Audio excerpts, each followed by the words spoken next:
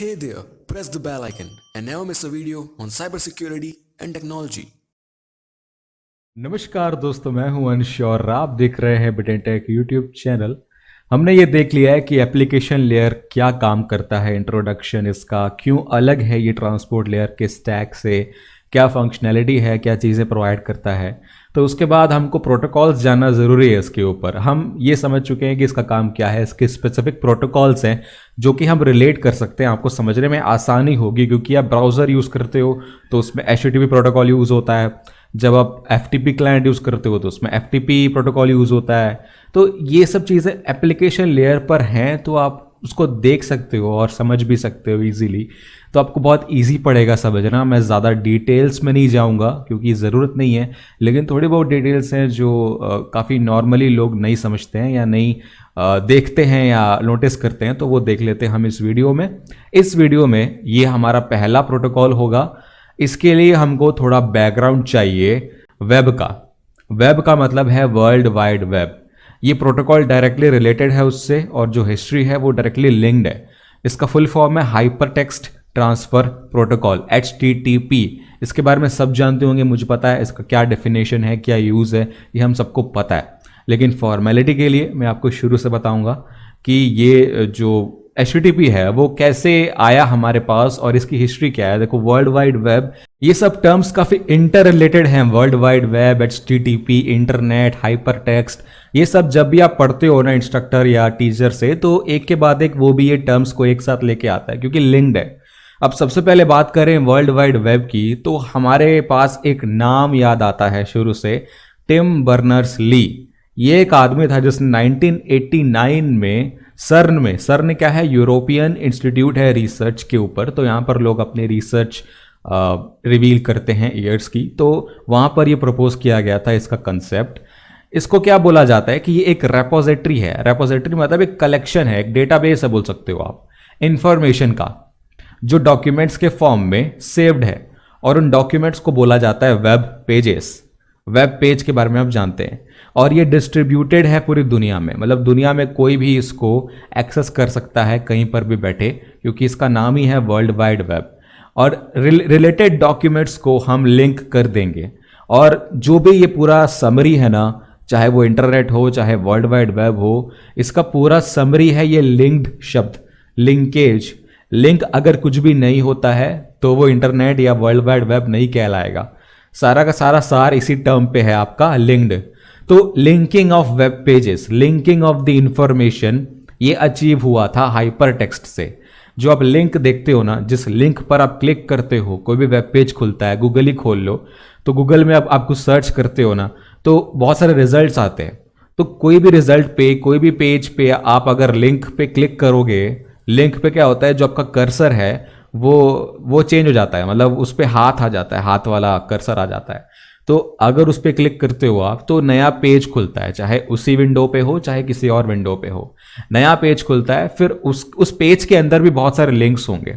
अगर आप उसका सोर्स कोड देखोगे तो उसके अंदर भी बहुत सारे लिंक्स होते हैं। एंकर टैग होता है, href होता है जो लिंक्स बनाता है। ये कोडिंग में हम लोग यूज करते हैं, वो HTML में आता है। ये सारे टर्म रिलेटेड है, ठीक है। तो पहले क्या होता था कि लिंकिंग जो थी पुराने ज़माने में सिर्फ हाइपर टेक्स्ट से होती थी। हाइपर टेक्स्ट, सिर्फ टेक्स्ट का लिंक बना सकते थे हम। टेक्स्ट के ऊपर एक लिंक डाल दो किसी और पेज पर। लेकिन आजकल क्या हो गया है, कॉम्प्लिकेटेड हो गया है, हाइपर मीडिया आ गया है। मतलब इमेज, वीडियो कुछ भी ले लो, हर किसी पे आप लिंक क्रिएट कर सकते हो, तो वो मीडिया आ गया है। तो ये होता है आपका वर्ल्ड वाइड वेब। ये डिस्ट्रीब्यूटेड क्लाइंट सर्वर सर्विस है।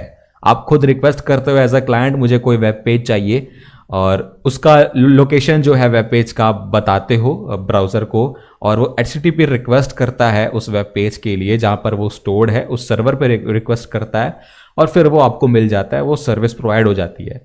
तो ये बहुत सारी लोकेशंस पे डिस्ट्रीब्यूटेड है। इसका नाम है साइट। हर किसी को आप साइट बोलते हो, मतलब वेबसाइट बोलते हो ना। मतलब वेबसाइट पे वेब पेजेस होस्टेड होते हैं, चाहे मल्टीपल हो या सिंगल हो, एक पेज भी हो सकता है। मतलब होता नहीं है, आज की डेट पे बहुत सारे पेजेस होते हैं एक ही साइट पे। अब यहाँ पे देखो, इंटरनेट और वर्ल्ड वाइड वेब। इंटरनेट के बारे में मैंने आपको पहले ही बताया हुआ है बहुत सारे वीडियोस पे कि इंटरनेट क्या होता है। डिस्ट्रीब्यूटेड नेटवर्क ऑफ नेटवर्क्स है। अब बहुत लोग इस पे कंफ्यूजन क्रिएट करते हैं कि इंटरनेट और वर्ल्ड वाइड वेब के बीच में डिफरेंस क्या है। मैंने वर्ल्ड वाइड वेब बताया कि ये भी दुनिया भर का नेटवर्क है, इंटरनेट के बारे में भी यही बताया, तो दोनों में डिफरेंस क्या हुआ, दो अलग अलग टर्म्स क्यों इंट्रोड्यूस किए गए हैं। देखो, एक सिंपल सा क्लियर एग्जांपल मैं दे दूंगा तो आप समझ जाओगे, और बहुत लोग पहले से समझ भी चुके होंगे। सिंपल सी एक एनालॉजी दूं कि जो इंटरनेट है ना वो पाथवे है, मतलब रोड्स हैं। आपको अगर एक जगह से दूसरी जगह पर जाना है तो आप रोड्स का यूज करते हो। आप बसेस पे ट्रैवल करो, आप कार में ट्रैवल करो, आप ट्रेन में ट्रैवल करो, आप रेलवे भी ले लो, रेलवे हो गया, फ्लाइट हो गया, पानी हो गया, किसी भी तरीके से आपको बस दूसरी जगह पर पहुंचना है। वो फिजिकल मीडियम, वो होता है आपका नेटवर्क, वो होता है इंटरनेट। अब उस पाथवे पे जो चीजें हैं, जो चीजों को आप एक्सेस करना चाह रहे हो, उस पर ट्रैवल करने के बाद आपका जो मकसद है वो आपका वर्ल्ड वाइड वेब है। मतलब वर्ल्ड वाइड वेब एक इंफॉर्मेशन की रेपोजिटरी है। तो आप एक जगह से दूसरी जगह पर ट्रैवल कर रहे हो इंटरनेट के थ्रू, और दूसरी जगह जो चीज पड़ी हुई है वो वर्ल्ड वाइड वेब का हिस्सा है। तो हम इंटरनेट का यूज करके, नेटवर्क्स का यूज करके, फिजिकल मीडिया का यूज करके जो चीजें शेयर करते हैं या एक्सेस करते हैं वो सारी वर्ल्ड वाइड वेब में आती है। ये सिंपल सा इसका क्लैरिफिकेशन का एग्जांपल है। आई होप समझ गए होगे आप। अब बात करते हैं आर्किटेक्चर की। देखो, रिक्वेस्ट रिस्पॉन्स प्रोटोकॉल है, आप सब जानते हैं। HTTP जो है रिक्वेस्ट रिस्पॉन्स प्रोटोकॉल है। क्लाइंट कुछ रिक्वेस्ट करेगा और सर्वर जो है वो उसको सर्व करेगा। साइट 1, साइट 2, ये दो साइट्स है हमारे पास। ये हो सकता है अलग अलग सर्वर्स पे होस्टेड हो या एक सर्वर पे ही होस्टेड हो, ये भी हो सकता है, क्योंकि आप जानते हैं कि आप शेयर्ड होस्टिंग यूज करते हैं। वो कॉन्सेप्ट भी यहां पर आ सकता है, लेकिन सिंप्लिसिटी के लिए हम लोग ये समझते हैं कि ये दो अलग अलग सर्वर्स पे हैं, अलग अलग साइट्स हैं। तो आप एक फाइल के लिए रिक्वेस्ट कर रहे हो, मान लेते हैं रिक्वेस्ट 1 है। साइट 1 पे दो फाइल्स हैं, A और B, साइट 1 पे। तो हमने क्या किया, पहला एक रिक्वेस्ट किया और सर्वर ने, जो साइट है उसने रिस्पॉन्स भेजा हमको। तो हमको रिस्पॉन्स में क्या आ रहा है कि जो A डॉक्यूमेंट है, जो वेब पेज है A, वो हमको रिस्पॉन्स में आ रहा है। अब उस वेब पेज में कोडिंग है, उस वेब पेज में एक इमेज कंटेंट है जिसका URL दिया हुआ है। अब उस इमेज के लिए भी आप अलग से रिक्वेस्ट बनाओगे, वो रिक्वेस्ट 1 में नहीं आएगी, ठीक है। जितने भी लिंक्स होंगे आपके ओरिजिनल डॉक्यूमेंट पे, जहां पर भी वो रेफरेंस कर रहा होगा, उसके लिए अलग से रिक्वेस्ट बनेगी। तो रिक्वेस्ट 2 में इमेज लोड हो रही है। वो रिक्वेस्ट 2 कहां से आया, जब आपको ओरिजिनल डॉक्यूमेंट A मिला था उससे आया, तो उसके लिए आपने अलग से रिक्वेस्ट किया। और रिस्पॉन्स 2 में आपको जो इमेज है B, वो आपको मिल रही है। अब एक और फाइल है, रेफरेंस्ड फाइल है, फाइल C, वो भी आपको A से मिल रही है। तो C एक फाइल है जो रेफरेंस हो रही है A की कोडिंग में। एक A में एक बोल सकते हो ahref हो गया, या स्टाइल शीट हो गई, या जावास्क्रिप्ट फाइल हो गई जो रेफरेंस हो रही है। तो उसके लिए आप अलग से रिक्वेस्ट करोगे उस होस्ट पे जहां पर वो होस्टेड है, वो उस साइट पे होस्टेड होगी, तो उस साइट का नाम दिया रहेगा और वो जो C है वो आपको रिस्पॉन्स में मिल जाएगा। तो ये एक नॉर्मल आर्किटेक्चर है। हर अलग फाइल के लिए, हर रेफरेंस्ड फाइल के लिए आप अलग से रिक्वेस्ट करोगे। तो एक ही वेबसाइट अगर आप लोड कर रहे हो तो जरूरी नहीं है कि सिर्फ एक ही रिक्वेस्ट होगी, उसके लिए मल्टीपल रिक्वेस्टें हो सकती हैं सिर्फ एक वेब पेज को लोड करने के लिए। जितने, मतलब डिपेंड करता है जितने डॉक्यूमेंट उस पर रेफरेंस्ड हैं, जितनी मीडिया फाइल्स हैं, बहुत सारी चीज़ें हो सकती हैं। अब बात करते हैं वेब ब्राउज़र की। वेब ब्राउज़र क्या है? वेब ब्राउज़र एक एप्लीकेशन है, ये एक एप्लीकेशन प्रोग्राम है। ये आपको प्रोवाइड करता है एक तरीका एप्लीकेशन लेयर प्रोटोकॉल्स को यूज़ करने का, नेमली HTTP, FTP, SSH, SMTP, बहुत सारे हो सकते हैं। फिलहाल सिंप्लिसिटी के लिए हम लोग HTTP ही यूज़ करते हैं, लेकिन आप मतलब कुछ ऐसे ब्राउज़र भी आते हैं जो FTP भी प्रोवाइड करते हैं आपको सर्विस, SSH भी प्रोवाइड करते हैं, SMTP प्रोवाइड करते हैं। आपने देखा होगा जीमेल एक वेब बेस्ड क्लाइंट है जीमेल, तो खैर वो SaaS प्रोवाइडर है, वो एक सही एग्जाम्पल नहीं होगा, लेकिन SMTP पे हम लोग बाद में आएंगे। FTP सर्विस भी बाद में आएगी, तो उसके बारे में डिस्कस नहीं करते हैं, HTTP पर ही अपना फोकस रखते हैं। तो इसका जो आर्किटेक्चर है वो एक सिंपल सा आर्किटेक्चर है। सबसे पहले जो ये कंट्रोलर कंपोनेंट है ब्राउज़र का, वो इनपुट लेने का काम करता है। कीबोर्ड से, माउस से जो आप इनपुट देते हो ना ब्राउज़र पे, चाहे आप URL टाइप करो, चाहे कोई भी इनपुट दो पेज स्क्रॉल करने का, कुछ भी अगर आप एक्टिविटी करते हो ब्राउज़र के अंदर, तो वो कंट्रोलर आपकी एक्टिविटी रिसीव करता है और जो रिमोट डॉक्यूमेंट फेच करना है वो फेच करके देता है आपको, जो भी आप उसे इनपुट दोगे उसके हिसाब से। और फिर वो डॉक्यूमेंट फेच करके उसको पार्स करने का काम करता है। वो जो कंट्रोलर है उसने इंटरप्रेटर को कमांड दिया हुआ है कि इंटरप्रेटर जो भी पेज मिल रहा है, चाहे वो HTML का हो, जावास्क्रिप्ट का हो, जावा का हो, उस सबको इंटरप्रेट करके ब्राउजर पे शो कर। मतलब उसको रेंडर करना पड़ेगा, वो कोडिंग नहीं दिखा सकता आपको। वो एक HTML पेज है तो ब्राउजर उसे रेंडर करेगा, और रेंडर करने के लिए उसको इंटरप्रेट करना पड़ेगा। तो इसीलिए जो कंपोनेंट है इंटरप्रेटर ब्राउजर में, वो काम करता है। और जो प्रोटोकॉल यूज करना है वो आप बताओगे, मतलब आपने एक URL टाइप किया ना, उसके हिसाब से कंट्रोलर डिसाइड करता है कौन सा प्रोटोकॉल यूज करना है डॉक्यूमेंट फैच करने के लिए, और उस हिसाब से फैच करके फिर वो उस टाइप का इंटरप्रेटर यूज करता है और पेज को रेंडर करता है। ये सिंपल सा एक आर्किटेक्चर है वेब ब्राउजर का। खैर यही आपको जो जानने की जरूरत है अभी फिलहाल। वेब सर्वर की बात करें तो ये एक फिजिकल स्टोरेज सर्वर है, जो आपने देखा होगा कि एक फिजिकल कंप्यूटर है जहां पर आप फाइल्स होस्ट करते हो, तो वही है सर्वर। तो जो वेब पेज या वेबसाइट है वो वेब सर्वर पे स्टोर होती है ताकि वो सबके लिए एक्सेसिबल हो 24/7। वो जो प्रोवाइडर है आपका, सर्विस प्रोवाइडर सर्वर का, वो आपसे कुछ फी चार्ज करता है उसको होस्ट करने के लिए, और बस वो फिर अवेलेबल हो जाती है। स्पीड वगैरह बाद में डिटरमाइन करते हैं प्लान के हिसाब से। फिर एक टर्म आता है uniform resource locator. Uniform resource locator URL ये बताता है कि आपको कौन सा वेब पेज चाहिए या रिसीव करना है। आपको गूगल चाहिए तो आपको google.com टाइप करना पड़ेगा, लेकिन ये कंप्लीट URL नहीं है। आजकल इतना ज़्यादा एब्स्ट्रैक्ट कर दिया है हमने कि हमको www या प्रोटोकॉल डालने की ज़रूरत ही नहीं पड़ती है, वेब ब्राउज़र अपने आप ले लेता है प्रोटोकॉल। तो google.com टाइप करते हैं तो आपको गूगल मिल जाता है, लेकिन जो फुल पाथ है उसका वो है HTTP, फिर कुछ सीक्वेंस होगा कैरेक्टर का, फिर www.google.com, ये पूरा उसका URL है। इसके आगे भी एक चीज़ है पोर्ट नंबर, जो कि डेप्रिकेट कर दिया गया है, वो हम नहीं लिखते अब, वो डिटरमाइन हो जाता है, वो ब्राउज़र अपने आप ले लेता है। तो जो मेन 3 पार्ट होते हैं URL के वो हैं होस्ट, पोर्ट और पाथ। ये एक एड्रेस है जो वेब पेज को डिफाइन करता है, जो आपको खोलना है, ठीक है। Protocol is a type of vehicle, मतलब किस व्हीकल से आपको ट्रैवल करना है, चाहे वो बस हो, ट्रेन हो या कार हो, अपनी खुद की बाइक हो, वो वेब पेज को फैच करने के लिए वो एक व्हीकल है। ये 4 पार्ट होते हैं मेनली। पोर्ट यूज नहीं होता है, लेकिन ये एक सीक्वेंस है, ये ऐसे ही टाइप होगा। प्रोटोकॉल वेरिएबल है, कुछ भी आप यूज कर सकते हो। बीच में जो सीक्वेंस है :// कॉलन // तो ये सीक्वेंस कांस्टेंट है, ये वैसे ही रहेगा। उसके बाद आपका होस्ट आएगा, जो भी वेबसाइट का नाम आप दोगे, google.com, facebook.com। उसके बाद स्लैश करके, ये भी / वैसे ही आएगा। पाथ देना है आपको, रिसोर्स का पाथ, उस वेब साइट पर या उस वेब सर्वर पर जो पाथ होगा आपके रिसोर्स का, वो पाथ आप दोगे। मतलब वो बाद में डिसाइड होता है। खैर आप पहले बस एक होम पेज खोल लो, अगर आप पाथ ना दोगे तो वो होम पेज ले लेगा। और चाहे तो ऑप्शनली आप पोर्ट भी टाइप कर सकते हो, लाइक वो जो वेबसाइट है किसी और पोर्ट पे ओपन है, डिफॉल्ट पोर्ट पे नहीं है, तो आपको पोर्ट टाइप करना पड़ेगा, तब जाके वो खुलेगा। अब वेब डॉक्यूमेंट्स की बात करें तो ये भी 2 टाइप्स के होते हैं, स्टैटिक डॉक्यूमेंट्स और डायनामिक डॉक्यूमेंट्स। स्टैटिक और डायनामिक का सिंपल मीनिंग ये है कि स्टैटिक चेंज नहीं होता है यूजर इनपुट के हिसाब से। मतलब कंटेंट जो है वो आप पहले से डिटरमाइन करके रख लोगे उसकी कोडिंग में। जब आप उसको क्रिएट करते हो तो आप कंटेंट पहले से उस पर डाल देते हो, ठीक है। जब वो यूज होता है तब वो चेंज नहीं होता, या कोई भी यूजर उसको चेंज नहीं कर सकता। जैसा वो खोलेगा वो वैसा ही खुलेगा हमेशा, चाहे वो उसको 10 बार खोले, चाहे वो 1000 बार खोले, चाहे वो किसी भी फॉर्म में उसको खोलेगा, चाहे कोई भी URL लेके खोलेगा, अगर वो पेज है तो वो वैसे ही खुलेगा। रन करने के टाइम पे वो चेंज नहीं हो सकता।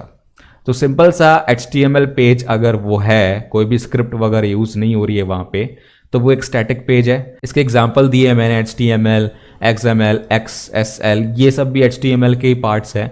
तो सिंपली HTML के डॉक्यूमेंट्स स्टैटिक होते हैं। उसके बाद डायनामिक आते हैं, जो आजकल हम लोग यूज़ करते हैं एप्लीकेशंस में। अगर वेबसाइट बोलते हो तो वो एक इंफॉर्मेशनल वेबसाइट हो सकती है, like Wikipedia and all. Wikipedia भी थोड़ा बहुत आजकल डायनामिक हो चुका है, लेकिन मतलब एकदम 10 साल पहले जाएंगे तो वो भी एक स्टैटिक डॉक्यूमेंट ही था। डायनामिक डॉक्यूमेंट में वो रन टाइम पे यूज़र रिक्वेस्ट के हिसाब से, यूज़र एक्शन के हिसाब से पेज चेंज होता है, पेज का जो कंटेंट है वो चेंज होता है। When a request arrives, web server runs an application program, एक स्क्रिप्ट रन करता है और वो क्रिएट करता है डायनामिक डॉक्यूमेंट। ये मेनली कब यूज हो रहे होते हैं, जब आप ऐसी साइट्स पर जा रहे हो जो लॉगिन या सेशंस बनाती है, जब आप उस पर लॉग इन करते हो आपके हिसाब से पेज खुलता है, आपका अकाउंट खुलता है, तो वो पेज तब बनता है जब आप लॉग इन करोगे। तो उसमें कुकीज आ जाती हैं, जावास्क्रिप्ट आ जाता है, बहुत सारी चीज़ें होती हैं। इसमें बैकएंड की प्रोग्रामिंग यूज़ होगी, स्टैटिक में नहीं होती है। बैकएंड की प्रोग्रामिंग बहुत सारी हो सकती है, PHP, JSP है, एक्टिव सर्वर पेजेस है, विजुअल बेसिक, कोल्ड फ्यूजन। मतलब आप चाहे तो क्लाइंट साइड स्क्रिप्टिंग ले लो, चाहे सर्वर साइड स्क्रिप्टिंग ले लो, दोनों में डायनामिक ही बनते हैं पेजेस। ये होते हैं आपके सिंपल डॉक्यूमेंट्स। अब आते हैं मेन टर्म पर। अब जो पढ़ने वाले हैं इस वीडियो में उस पर आते हैं, हाइपर टेक्स्ट ट्रांसफर प्रोटोकॉल। ये पूरा जो बैकग्राउंड था इसके पहले वो आपको जाना जरूरी था, वो मैंने आपको बता दिया। ये क्या है? ये एक प्रोटोकॉल है। ये आपको बताता है कि जो भी आप वेब पेजेस लिखते हो या जो लिंक्ड डिस्ट्रीब्यूटेड पेजेस हैं इंटरनेट पे, वो कैसे ट्रांसफर होने चाहिए, कैसे ट्रांसमिट और कैसे रिसीव होने चाहिए, ये आपको ये प्रोटोकॉल बताता है। URL से आप लोकेट करते हो उन वेब पेजेस को और इस ट्रांसफर प्रोटोकॉल से आप उसे ट्रांसफर करते हो। उसके जो स्टैंडर्ड्स हैं वो ये प्रोटोकॉल डिफाइन करता है। और ये TCP पे बेस्ड प्रोटोकॉल है, UDP यूज नहीं करता है। ये एक कनेक्शन ओरिएंटेड प्रोटोकॉल पर काम करता है, TCP पोर्ट 80 पर। ये इसका डिफॉल्ट पोर्ट है, प्लेन HTTP का पोर्ट 80। और वेब पेजेस हैं, जो भी ऑब्जेक्ट्स होंगे उसमें वो रिट्रीव होते हैं और अलग अलग सर्वर्स पे होंगे। जैसे कि एक फाइल मैंने रिसीव किया, वहाँ पर एक लिंक है, किसी और सर्वर पे एक फाइल पड़ी है उस पर लिंक्ड है, तो वहाँ पर फिर से मैं रिक्वेस्ट करूँगा तो नया TCP कनेक्शन हर रिक्वेस्ट के लिए बनता है। ये पहले ज़माने में होता था, आज के डेट में इसे थोड़ा चेंज कर दिया गया है, वो हम नेक्स्ट पढ़ने वाले हैं, ठीक है। हर ऑब्जेक्ट के लिए नया TCP कनेक्शन बनाया जाता था। लेकिन अब इसके भी दो टाइप्स हैं। जो कनेक्शन बनता है HTTP से, वो मैं बता दूं कि स्टेटलेस होता है। मतलब एक रिक्वेस्ट आपने की, ठीक है, और वो आपको डॉक्यूमेंट मिल गया, तो उसके बाद नेक्स्ट रिक्वेस्ट आप जो भी करोगे वो सारी इंफॉर्मेशन आपको फिर से देनी पड़ेगी जो आपने पहले दी थी। मतलब कोई भी स्टेट मेंटेन नहीं होता कि आपने पहले कुछ मांगा उससे और फिर नेक्स्ट टाइम वो आपको याद रखेगा कि आपने क्या मांगा था या आप कौन हो, आपको वो याद नहीं रखता। वो कनेक्शन का स्टेट मेंटेन नहीं करता है। पिछली बार जो भी आपने दिया वो सब कुछ भूल जाएगा। अब फिर से नए सिरे से आपको फिर से रिक्वेस्ट करना है, वो सब कुछ देकर जो आपको रिक्वायर्ड है। हर रिक्वेस्ट पे हर चीज़ देनी है जो भी रिक्वायर्ड है, बस ये समझ लो। तो नॉन परसिस्टेंट कनेक्शन और परसिस्टेंट कनेक्शन, दो टाइप के कनेक्शन होते हैं। तो जब भी आप नॉन परसिस्टेंट की बात करो तो ये समझ लेना कि हर रिक्वेस्ट पे एक नया TCP कनेक्शन बनेगा। मतलब मैं अगर डॉक्यूमेंट A के लिए रिक्वेस्ट कर रहा हूँ एक टाइम पर, तो उसके लिए एक TCP कनेक्शन बनाऊंगा, मैं 3 वे हैंडशेक करूंगा। फिर जब वो फाइल मुझे रिसीव हो जाती है तो कनेक्शन को तोड़ूंगा। अब फिर अगर उस डॉक्यूमेंट में किसी और वेब पेज का लिंक होगा तो उस लिंक के लिए मैं एक नया TCP कनेक्शन फिर से बनाऊंगा। मतलब 3 वे हैंडशेक फिर से करूंगा, फिर से तोड़ूंगा। बहुत ज़्यादा यहाँ पे मतलब हर रिक्वेस्ट के लिए 2 बार मैं कनेक्शन पहले बना रहा हूँ फिर तोड़ रहा हूँ। हर रिक्वेस्ट पे ऐसा ही होगा, इसका काम करने का तरीका ही वैसा है। तो एक एग्जांपल के लिए अगर मैं एक फाइल रिक्वेस्ट कर रहा हूं जो कि n डिफरेंट डॉक्यूमेंट्स के लिंक्स कंटेन कर रही है, तो उसके लिए मुझे n+1 बार कनेक्शन ओपन भी करना है और तोड़ना भी है। n+1 क्यों? एक बार उस ओरिजिनल फाइल के लिए और फिर n बार वो सारे डॉक्यूमेंट्स के लिए जो लिंक है उसमें। तो ये बहुत ज़्यादा टाइम वेस्ट करता है, हर बार ओपन करो क्लोज करो, सोच सकते हो आप। लेकिन ये पहले के टाइम में यही होता था सिंप्लिसिटी के लिए। हम उसके बाद हमने इंट्रोड्यूस किया, हमने कुछ और तरीका लगाया। देखो, एक रिक्वेस्ट के लिए पूरा 3 वे हैंडशेक, फिर रिस्पॉन्स के बाद फिर 3 वे हैंडशेक, ऐसा करके बहुत ज़्यादा यहाँ पर काम होता था। उसके बाद हमने तरीका लगाया कि एक परसिस्टेंट कनेक्शन बनाते हैं। परसिस्टेंट का मतलब है HTTP का जो वर्जन 1.1 है, जो हम मोस्ट पॉपुलरली आज यूज़ कर रहे हैं। हालांकि HTTP 2.0 के एप्लीकेशंस आ चुके हैं और वो एक नया स्टैंडर्ड बनने वाला है, लेकिन 1.1 वाइडली अडॉप्टेड है आज की डेट में। तो ये बाय डिफ़ॉल्ट परसिस्टेंट है। इसका मतलब ये है कि कनेक्शन ओपन रखो। एक ही TCP कनेक्शन में मल्टीपल HTTP कनेक्शंस ओपन हो सकते हैं। तो ये टाइम बचाता है, ये बैंडविड्थ बचाता है, ये ओवरहेड बचाता है। देखो, जो इसका काम करने का तरीका है, पहले 3 वे हैंडशेक होगा इस सर्वर के साथ, ठीक है। अगर वो जो फाइल है वो उस सर्वर पे है तो उसके लिए पहले 3 वे हैंडशेक होगा। फिर जो भी लिंक है उस डॉक्यूमेंट पे, जितने भी लिंक्स हैं उस डॉक्यूमेंट पे, अगर वो सेम सर्वर पे होते हैं जहाँ से मैं हैंडशेक कर चुका हूँ, जहाँ से मैं कनेक्शन बना चुका हूँ, तो उसके लिए फिर से मैं हैंडशेक नहीं बनाऊंगा दूसरे रिक्वेस्ट के लिए। मैं सिंपली उसका रिक्वेस्ट करके रिस्पॉन्स ले आऊँगा, तो वो डॉक्यूमेंट ऐसे ही फैच हो गया। और अगर वो फाइल ऐसा लिंक कंटेन कर रही है जो किसी और सर्वर पे है तो उसके लिए मैं एक अलग से फिर से हैंडशेक करूंगा। लेकिन उस पर भी अगर मल्टीपल सेम सर्वर पे फाइल्स होंगी तो एक ही टीसीपी कनेक्शन में मल्टीपल बार रिक्वेस्ट करके सारी फाइल्स को लेके आऊंगा। हर बार हर रिक्वेस्ट पे नया टीसीपी कनेक्शन नहीं बनने वाला। तो ये डिफरेंस समझ में आया आपको दोनों कनेक्शंस में, बस ये डिफरेंस है। चलो अब थोड़ी डिटेल में टेक्निकल बात करते हैं मैसेज फॉर्मेट्स। ये रिक्वेस्ट और रिस्पॉन्स के मैसेज फॉर्मेट्स है। रिक्वेस्ट का तरीका और रिस्पॉन्स का तरीका ये फेमिलियर लगेगा जब इसका एग्जाम्पल देखोगे आप। अभी तो इसका बस फॉर्मेट दिखा रहा है। तो अगर मैं लेजेंड का यूज़ करता हूँ यहाँ पे पेन लेकर के, तो ये एसपी मतलब स्पेस होता है, तो स्पेस देना ज़रूरी है। पहली जो रिक्वेस्ट लाइन है वहाँ पर 3 कंपोनेंट्स है, मेथड, यूआरएल और वर्जन। इन तीनों के बीच में स्पेस होना ज़रूरी है। ये ऐसी मैंने लिख नहीं दिया है, ये स्पेस बीच में एसपी है। उसके बाद जब ये लास्ट कंपोनेंट आ रहा है उसके बाद CRLF, carriage return line feed, ये देना ज़रूरी है क्योंकि ये बताता है कि अब नेक्स्ट लाइन पर आना है, तो नेक्स्ट लाइन से रीड करना चालू करना है। ये जो पार्सिंग है इस टाइप से होती है, तो इसका एक मीनिंग है, इसको चेंज मत करना। और ये है हेडर लाइंस, मल्टीपल हेडर आप दे सकते हो। हेडर का नाम देना है, फिर कॉलन देना है बिना स्पेस के, उसके बाद स्पेस देके उसकी वैल्यू देना है, और फिर हर लाइन के बाद CRLF। तो ये मेथड क्या होगा, पहले आएगा आपका मेथड। मेथड मतलब HTTP के मेथड्स होते हैं, सबका अलग अलग काम होता है, गेट, पुट, पोस्ट, सबके कुछ कुछ काम होते हैं। अगर आपको डॉक्यूमेंट चाहिए खुद के ब्राउज़र में तो आप गेट मेथड यूज़ करोगे। उसके बाद स्पेस देके URL। अब यहाँ पर URL में पाथ आएगा, पाथ टू द रिसोर्स। मतलब फॉर एग्जांपल कि मैं अपना मैंने लॉगिन किया हुआ है किसी वेबसाइट पे, मुझे अपना अकाउंट पेज खोलना है।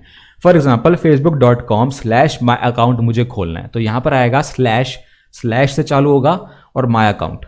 मतलब यहाँ पर होस्ट नेम नहीं आएगा, होस्ट नेम के लिए हमारे पास एक अलग हेडर है होस्ट के नाम से, उसमें आएगा। यहाँ पर पाथ आएगा /my-account जो आपको खोलना है। उसके बाद स्पेस दे करके वर्जन का मतलब है HTTP से चालू होगा, और स्लैश करके जो भी अभी HTTP का वर्जन आप यूज़ कर रहे हो, मोस्ट कॉमनली 1.1 होगा या फिर 2 भी हो सकता है आज की डेट में, तो ये वर्जन HTTP का है। उसके बाद आपके हेडर्स आएंगे, मल्टीपल हेडर्स आप दे सकते हो। हेडर का नाम दे करके आपको मैं बताऊंगा कौन कौन से हेडर्स होते हैं, अभी आप छोड़ दो उसको। फिर उसके बाद एक ब्लैंक लाइन आएगी। ब्लैंक लाइन सेपरेट करती है आपके HTTP के हेडर्स और बॉडी को। बॉडी में आपका जो भी रिक्वेस्ट होगा, वेरिएबल नंबर ऑफ लाइन्स होती है वहाँ पे। मतलब ये ज़रूरी नहीं है, गेट में ये नहीं होती है, गेट में बॉडी नहीं होती है जब आप गेट मेथड यूज़ करते हो, क्योंकि उस टाइम पर आपको सिर्फ डॉक्यूमेंट चाहिए, आप कुछ भेज नहीं रहे हो सर्वर पे। और मतलब पोस्ट रिक्वेस्ट होती है उसमें ये यूज़ होता है बॉडी में मतलब आपको कुछ भेजना है सर्वर के पास खुद से, तो आप बॉडी लिखते हो, वरना नहीं लिखते हो। तो ये रिक्वेस्ट का फॉर्मेट था। अब रिस्पॉन्स पे आएंगे तो यहाँ पर थोड़ा चेंज आ जाता है। देखो वर्जन, अब यहाँ पर जो वर्जन यहाँ पर था वही यहाँ पर भी आएगा, कोई डिफरेंस नहीं आएगा उसमें, ये पहले आ गया।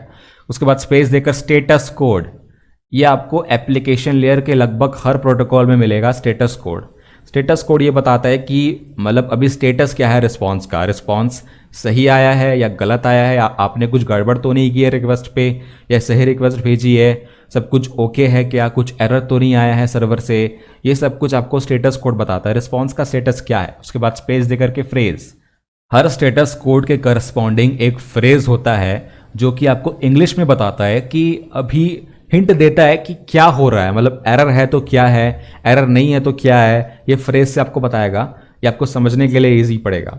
उसके बाद हेडर लाइन्स होती है, इसमें कुछ अलग हेडर्स होते हैं, रिस्पॉन्स के कुछ अलग हेडर्स होते हैं जो कि आप पढ़ोगे बाद में, इसमें भी सेम फॉर्मेट है। उसके बाद ब्लैंक लाइन, उसके बाद बॉडी आएगा। ये बॉडी में क्या होगा, आपका डॉक्यूमेंट के जो भी डेटा है, जो भी आपने फेच किया है, वो सारी बॉडी में आएगी। अगर आपने गेट किया है किसी डॉक्यूमेंट के लिए तो पूरा जो सोर्स कोड है, पूरा जो डेटा है डॉक्यूमेंट का, वो बॉडी में आएगा। और ये बॉडी मोस्टली रिस्पॉन्स में होती है, मतलब मोस्ट कॉमन केसेस में होती है। ये हो गया मैसेज फॉर्मेट। अब बात करते हैं HTTP मेथड्स। जो मेन मोस्टली यूज़ होते हैं वो यही सारे हेडर्स हैं।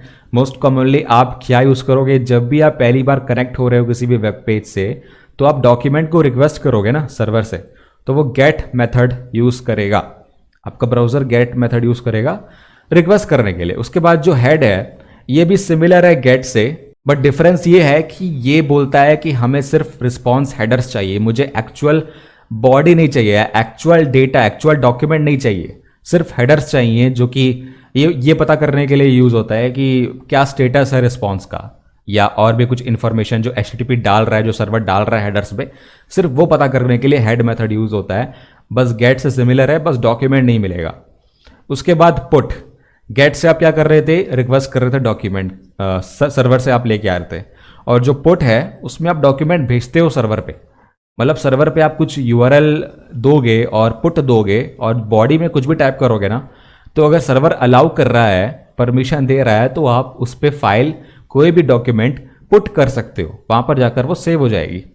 ये पुट मेथड का तरीका है। उसके बाद पोस्ट, ये आप सम इंफॉर्मेशन सेंड करने के लिए क्लाइंट टू सर्वर, मतलब एक डॉक्यूमेंट है, एक डॉक्यूमेंट का URL है, उस एंड पॉइंट पर, एंड पॉइंट मतलब वही जो पाथ है रिसोर्स का जो कि आप URL पे डालोगे, उस पर मुझे कुछ डेटा भेजनी है, वो सर्वर उसको रिसीव करेगा बॉडी से, रिक्वेस्ट की बॉडी से रिसीव करेगा और कुछ एक्शन परफॉर्म करेगा उसके हिसाब से, वो पोस्ट से भेजते हो आप। पुट में पूरा डॉक्यूमेंट आप सेंड करते हो, पोस्ट में कुछ इन्फॉर्मेशन सेंड करते हो एक डॉक्यूमेंट पे सर्वर के पास। और फिर ट्रेस आ गया, मतलब इनकमिंग रिक्वेस्ट सर्वर पे कैसे रिक्वेस्ट रिसीव हुई है एग्जैक्टली वो होता है ट्रेस। मतलब कभी कभार क्या होता है कि आपके बीच में जो सर्वर आ रहे हैं, बीच में जो राउटर्स या कोई भी होस्ट आ रहा है बीच में, या वो जो डेस्टिनेशन सर्वर है वो प्रॉक्सी के बिहाइंड है या नेट के बिहाइंड है, तो उसके पहले जो भी सर्वर है वो कुछ भी हेडर में चेंज कर सकता है, आपकी ओरिजिनल रिक्वेस्ट में कुछ चेंज कर सकता है। तो वो चेंजेस वगैरह पहचानने के लिए ट्रेस मेथड यूज होता है कि एक्चुअल में सर्वर जो डेस्टिनेशन सर्वर है उसके पास क्या रिक्वेस्ट पहुंची है, और आप उसे अपने खुद की ओरिजिनल रिक्वेस्ट से कंपेयर करो, अगर कुछ चेंजेस हैं तो कुछ चेंज हुआ है बीच में। डिलीट से वही होता है जो देखो, पुट मतलब डॉक्यूमेंट डालना सर्वर पे, डिलीट मतलब उसको रिमूव करना। डिलीट मेथड अगर अलाउड है, अगर अनेबल्ड है, तो वो उस URL पे, उस वेब पेज को डिलीट कर देगा। उसके बाद कनेक्ट मेथड आता है, ये बेसिकली कनेक्शन बनाने के लिए एक HTTP टनल स्टार्ट करने के लिए यूज़ होता है। अभी आप शायद इसको नहीं समझोगे तो मैं इसको डिटेल में नहीं बताऊंगा, अभी तक बस इतना समझ लो कि ये HTTP कनेक्ट मतलब कनेक्शन चेक करने के लिए यूज़ होता है। उसके बाद ऑप्शंस हैं, ऑप्शंस ये बताएगा कि कौन कौन से मेथड्स अलाउड हैं जो सर्वर एक्सेप्ट कर रहा है, तो उससे आप चेक कर सकते हो कि पुट मेथड अलाउड है क्या, डिलीट अलाउड है क्या। अगर वो भी अलाउड है तो फिर कुछ भी नोटोरियस आप कर सकते हो सर्वर के साथ, तो ये आप देख लेना कौन कौन से अलाउड है। उसके बाद रिक्वेस्ट हेडर्स होते हैं, बहुत सारे हैं यहाँ पे, मैं सबके बारे में एक्सप्लेन नहीं करूँगा। यूज़र एजेंट, मतलब ये यूज़र एजेंट कब यूज़ होता है, जो आपका ब्राउज़र का वर्जन है या ब्राउज़र का जो इन्फॉर्मेशन है वो आप सेंड करते हो सर्वर के पास। तो अपने बारे में, ब्राउज़र के बारे में कुछ इन्फॉर्मेशन होती है जो सर्वर के पास जाती है according to the protocol, according to the coding, तो ये सारी चीज़ें सेंड होती हैं मोस्टली। उसके मतलब बहुत सारे हेडर्स होते हैं यार, इसके अलावा बहुत सारे हैं, जो मेन है वो मैंने आप पर लिस्ट कर दिए हैं। एक्सेप्ट मतलब कौन से टाइप का document, media format client accept करना चाहता है, एक्सेप्ट कर सकता है सर्वर से, HTML या इमेज फाइल या कुछ भी और।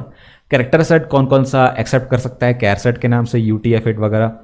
उसके बाद एनकोडिंग स्कीम्स होती है ना, आप मतलब कोई भी अगर एप्लीकेशन लेयर पे यूज़ कर रहा है कुछ भी प्रोटोकॉल, तो उसके लिए सेशन लेयर के भी कंसेप्ट आते हैं, प्रेजेंटेशन लेयर के भी कंसेप्ट आते हैं, उसी में एनकोडिंग होती है। वहाँ पर gzip वगैरह अगर कंप्रेशन यूज़ हो रहा है तो कौन सा लैंग्वेज एक्सेप्ट कर सकता है क्लाइंट, इंग्लिश वगैरह, EN वगैरह टाइप करते हैं यहाँ पे।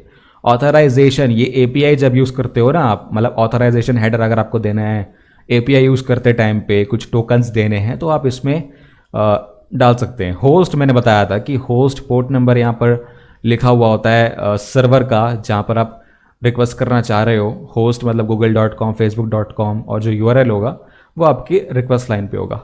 डेट, अभी करंट डेट कौन सा है जब रिक्वेस्ट किया जा रहा है। फिर इंपॉर्टेंट है कुकी में, मतलब फिर इंपॉर्टेंट है कुकी के ऊपर मैंने अलग से वीडियो बनाई हुई है, आप चाहें तो वो देख लो, इसके ऊपर मैं नहीं बताने वाला, बहुत ही बड़ा कंसेप्ट हो जाएगा। कुकी मतलब मैंने बताया था HTTP स्टेटलेस प्रोटोकॉल है, तो कुकी मतलब हर बार आप रिक्वेस्ट पे भेजोगे इस कुकी को, ताकि सर्वर पहचान पाए आपको, अगले रिक्वेस्ट के लिए आपको पहचान पाए। ऐसे ही काम करते हैं आपके लॉगिन एप्लीकेशंस। फिर इफ मॉडिफाइड सिंस, मतलब डॉक्यूमेंट तब भेजो जब ये स्पेसिफिक डेट के बाद मॉडिफाई हुआ है। अगर मॉडिफाई नहीं हुआ है तो फिर एक अलग सा स्टेटस कोड आता है 304 के नाम से कि नॉट मॉडिफाइड, तो फाइल नॉट मॉडिफाइड टाइप का आता है। अगर मॉडिफाई हुई है तो 20 ओके रिस्पॉन्स आएगा और बॉडी आ जाएगी, डॉक्यूमेंट आ जाएगा। ये रिक्वेस्ट हेडर्स होते हैं। उसके बाद रिस्पॉन्स हेडर्स भी होते हैं, ये भी लगभग सेम है, मैं आपको सारे नहीं बताने वाला, आप चाहें तो इनके बारे में अलग से पढ़ सकते हैं, डिस्क्रिप्शन भी दिया हुआ है, सेल्फ एक्सप्लेनेटरी होते जा रहे हैं ये। अब रिस्पॉन्स स्टेटस कोड्स के बारे में मैंने बताया ही है, तो इसके बारे में आप एक रेंज भी जान लो कि एक रेंज होती है, मतलब 500 की रेंज तक के होते हैं, 600 तक के होते हैं। ये स्टेटस कोड्स बहुत सारे होते हैं। 100 और 200 के बीच में जो भी कोड्स होते हैं वो इंफॉर्मेशनल हैं, मतलब ये बताते हैं सर्वर के बारे में, क्लाइंट के बारे में, कुछ एरर वगैरह के बारे में, या डॉक्यूमेंट स्पेसिफिक कुछ भी यहाँ पर इंफॉर्मेशन, मेनली कनेक्शन के बारे में इंफॉर्मेशन देते हैं कि करंट कनेक्शन सक्सेसफुल है तो आगे बढ़ो, अगर कुछ चेंज करना पड़ा प्रोटोकॉल या अपग्रेड करना पड़ा तो फिर उसके बारे में इंफॉर्मेशन होती है।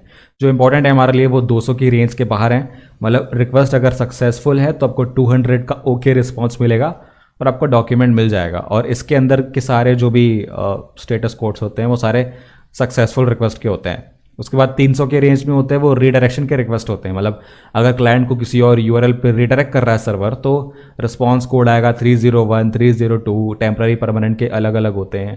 फिर उसके बाद 400 की रेंज में कुछ एरर आया है क्लाइंट साइड पे, क्लाइंट ने कुछ एरर किया है रिक्वेस्ट पे, तब जाके ये स्टेटस कोड जनरेट हुआ है। सर्वर ने बोला कुछ चेंज करो, क्लाइंट साइड पे गलत आ रहा है, मतलब गलत यूआरएल है या गलत मेथड यूज़ कर रहे हो आप, फॉरबिडन मेथड यूज़ कर रहे हो आप, उसके हिसाब से 404, 403 ऐसे रिस्पॉन्स आते हैं, 405 भी रिस्पॉन्स आते हैं। उसके बाद 500 की रेंज में वो जो होते हैं वो एरर एट सर्वर साइड, मतलब आपने सुना होगा यहाँ पर 500 इंटरनल सर्वर एरर, तो सर्वर रिक्वेस्ट को प्रोसेस नहीं कर पा रहा है, वो इंटरनली सर्वर की प्रॉब्लम है, ये सर्वर साइड पे होते हैं। तो ये मतलब एक अलग से डिफाइंड है रेंज, पढ़ सकते हो उसके बारे में अलग से। एग्जाम्पल मैंने दिया है कि एक सैम्पल रिक्वेस्ट और एग्जाम्पल ले लेते हैं यहाँ पे। सबसे पहले देखो जो रिक्वेस्ट लाइन है, मैंने यहाँ पर मेथड यूज़ किया हुआ है गेट, पहला मेथड, क्योंकि मुझे डॉक्यूमेंट फेच करना है और उसका पाथ क्या है ये। तो एक होस्ट है जिसके अंदर ये पाथ है और इसको मुझे फेच करना है, इस डॉक्यूमेंट को मुझे फेच करना है इस HTTP के वर्जन के साथ 1.1। ये होती है रिक्वेस्ट लाइन। उसके बाद मैं 2 हेडर्स दे रहा हूँ HTTP के यहाँ पे, और मैं बता रहा हूँ कि कौन कौन से मैं मीडिया टाइप्स को एक्सेप्ट कर सकता हूँ। मैं जिफ एक्सेप्ट कर सकता हूँ और JPEG फॉर्मेट एक्सेप्ट कर सकता हूँ। तो ये मैंने बता दिया इसको, मुझे होस्ट नेम बताना पड़ेगा, यहाँ पर नहीं दिया हुआ है, ठीक है। तो ये मैंने रिक्वेस्ट भेजी है एक प्रॉपर फॉर्मेट में। उसके बाद सर्वर ने देखा, पार्स किया इसको, और ये इस रिसोर्स को उसने फेच किया और इसने बोल दिया अगर ये जो रिसोर्स है यहाँ पर कुछ एग्जिस्ट करता है तो वो 200 ओके का रिस्पॉन्स देगा, इस वर्जन के साथ देगा, और ये सारे रिस्पॉन्स हेडर्स भेजेगा कि कौन सा डेट है आज का, सर्वर कौन सा है, सर्वर का इंफॉर्मेशन है, कंटेंट की एनकोडिंग क्या है, माइम वर्जन क्या है, कंटेंट का लेंथ मतलब कितने बाइट्स का, मतलब जो रिस्पॉन्स है कितने बाइट्स का है। तो फिर उसके बाद जो ओरिजिनल इमेज है वो बॉडी में यहाँ पर आ जाएगी, बॉडी ऑफ द डॉक्यूमेंट में।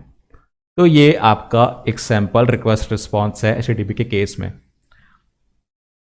फिर एक और यहाँ पर देख लो, यहाँ पर पुट मेथड है, मतलब सर्वर पर मैं कुछ डाल रहा हूँ, एक डॉक्यूमेंट है .pl, इस लोकेशन के अंदर मैं डालना चाहता हूँ सर्वर पे। इनपुट इन्फॉर्मेशन जो भी मैं यहाँ पर डालूंगा ना वो इस पाथ पर, इस डॉक्यूमेंट पे जाकर सर्वर पे स्टोर हो जाएगा। ये देखो यहाँ पर कंटेंट लेंथ 50, यहाँ पर ये मतलब मॉडर्न ब्राउजर्स अपने आप ले लेते हैं, इसमें जो भी इंफॉर्मेशन होगी उसके हिसाब से। एक्सेप्ट रिस्पॉन्स क्या क्या एक्सेप्ट करना है, अगर ये वाइल्ड कार्ड होगा /वाइल्ड कार्ड तो ये सब कुछ एक्सेप्ट करेगा। उसके बाद अगर वो अलाउ कर रहा है पुट करना तो 200 ओके है, सर्वर भी वही सब है, सारी चीज़ें वही है। बस यही है आपका जो नॉर्मल रिक्वेस्ट रिस्पॉन्स का तरीका है। उसके बाद मैंने बताया था कुकी के बारे में, अब मैं ज़्यादा डिटेल में नहीं जाने वाला हूँ कि जब कुकीज़ की बात करूँ तो मैंने अलग से वीडियो बनाया हुआ है। बस कुकीज़ वही होती है, सिंपल सी एक फाइल होती है या एक स्ट्रिंग होती है जो आपके बारे में इंफॉर्मेशन स्टोर करती है, क्लाइंट के बारे में। इसके बहुत सारे यूज़ केस होते हैं क्लाइंट को आइडेंटिफाई करने के लिए, मतलब एक आईडी कार्ड समझ लो आप। एक बार मैंने सर्वर पर रिक्वेस्ट किया तो उसने मुझे कुछ आईडी कार्ड दे दिया और बोल दिया कि अगली बार जब भी आओगे तो ये आईडी कार्ड दिखा के आना, मैं पहचान जाऊंगा कि आप कौन हो। अभी के लिए मैं स्टेटलेस हूँ, मैं कुछ भी आपके बारे में कंटेन नहीं करूँगा, मतलब जो भी आपको बताना है मुझे वो आप खुद ही रख लो और एक आईडी टाइप ले लो कि जो सर्वर है उसने इशू किया हुआ है। तो उसमें क्या क्या इन्फॉर्मेशन होती है, डोमेन नेम होती है, तो उसमें क्या क्या इन्फॉर्मेशन होती है, डोमेन नेम होता है जो कि ज़रूरी है, जो बताता है उसी साइट का यहाँ पर कुकी है। कंटेंट में क्या होता है, क्लाइंट का नाम, उसकी लॉगिन डिटेल्स हो सकती हैं, login details like session ID वगैरह, कुछ सेंसिटिव डिटेल्स हो सकती है वहाँ पे, registration number, so on, time stamp कब इशू किया गया था। तो ये ब्राउज़र स्टोर करता है, डिपेंड करता है कि कब तक स्टोर करना है, वो सर्वर बताएगा आपको कि लाइफ टाइम क्या है कुकी का, उसके बाद वो हट जाती है अपने आप ब्राउज़र से। अब एक और कंसेप्ट आता है वेब कैशिंग का। अब ये नई टेक्नोलॉजी है रिलेटिवली इंटरनेट पे। देखो पहले क्या हो रहा था ना कि जब छोटे मोटे क्लाइंट्स थे या लोग कम थे इंटरनेट पे, तो सर्वर्स के पास रिक्वेस्ट कम आ रही थी एक टाइम पर। मतलब ट्रैफिक मेंटेन हो रही थी, अच्छा खासा चल रहा था काम, हमारे पास कुछ ज़्यादा रिसोर्स कंटेन करने की ज़रूरत नहीं थी, कम लोग थे तो सर्वर पे लोड कम था। अब क्या हो रहा है कि जितने ज़्यादा लोग इंटरनेट पर आ रहे हैं, जितनी ज़्यादा ट्रैफिक जनरेट हो रही है, उतना ज़्यादा सर्वर पर लोड जनरेट हो रहा है। जो बड़ी बड़ी साइट्स हैं, गूगल, फेसबुक वगैरह, ट्विटर वगैरह, इन सब के पास कितनी रिक्वेस्ट आती होंगी एक दिन में, सोचो आप कितने यूज़र्स हैं इनके। तो वैसे करके लोड बढ़ता गया सर्वर्स पे और ट्रैफिक बढ़ती गई है, और फिर जो रिस्पॉन्स है वो लेट आ रहा है। मतलब सर्वर इतना कैपेबल नहीं है कि वो सारे रिक्वेस्ट को एक टाइम पर हैंडल कर पाए। तो रिस्पॉन्स में लेटेंसी और internal server errors, server down हो जा रहा है, खुल नहीं रहा है, तो ये सब बहुत सारे प्रॉब्लम्स आती थी। उसके लिए क्या किया गया, एक सिंपल सा तरीका अपनाया गया कि एक प्रॉक्सी सर्वर हम लोग यूज़ करें। प्रॉक्सी में क्या होगा, इसमें कि आप एक रिक्वेस्ट करते हो ना, तो पहले प्रॉक्सी में चेक होगा कि वो फाइल है कि नहीं प्रॉक्सी के पास। अगर वो फाइल नहीं है तो वो ओरिजिनल सर्वर से फाइल को फैच करेगा और फिर आपको देगा। तो ये पहली रिक्वेस्ट के लिए, जब प्रॉक्सी के पास वो डॉक्यूमेंट नहीं है तब थोड़ा टाइम लेगा रिक्वेस्ट के लिए, लेकिन उसके बाद जितने भी रिक्वेस्टें आएंगी उस डॉक्यूमेंट के लिए जो प्रॉक्सी के पास है, वो सारे के सारे जो रिक्वेस्टें हैं वो प्रॉक्सी सर्व करेगा, ना कि ओरिजिनल सर्वर। तो ओरिजिनल सर्वर के पास रिक्वेस्टें कम हो गई। अब दूसरा डॉक्यूमेंट अगर प्रॉक्सी पे नहीं है तो प्रॉक्सी फिर से फैच करके आपको वो दे देगा। तो जब तक प्रॉक्सी के पास वो डॉक्यूमेंट है तब तक प्रॉक्सी से सर्व होगा, और अगर वो ख़त्म हो गया तो फिर वो ओरिजिनल सर्वर पे जाएगा। और इस पर भी एक ट्विस्ट ये है कि कब तक होल्ड करके रखना है आपको डॉक्यूमेंट को, क्योंकि अगर ओरिजिनल डॉक्यूमेंट सर्वर पे अगर चेंज हो रहा है तो प्रॉक्सी को भी चेंज करना पड़ेगा, तो जो कैश है वो हटाना पड़ेगा। ठीक है, तो यही इंपॉर्टेंट क्वेश्चन है कि how long a response should remain. अगर कुछ ज़्यादा टाइम हो गया तो डॉक्यूमेंट अपडेट हो जाएगा, आपको पता भी नहीं चलेगा। बहुत छोटा हुआ तो कोई मतलब ही नहीं हुआ प्रॉक्सी का, बार बार ओरिजिनल पे आ रहा है। तो ये कुछ कंसेप्ट हैं, यहाँ पर ख़त्म होता है आपका HTTP प्रोटोकॉल। मैंने काफ़ी सारे कंसेप्ट काफ़ी कम टाइम में बता दिए, लेकिन आई होप कि मैं ज़्यादा जल्दबाजी नहीं कर रहा था, आपको समझ में आया जो भी मैंने बताया। आई होप आप उसे याद रख पाओगे। बहुत ही सिंपल था, काफ़ी रिलेट कर पा रहे हो, मैं जानता हूँ काफ़ी इजी है।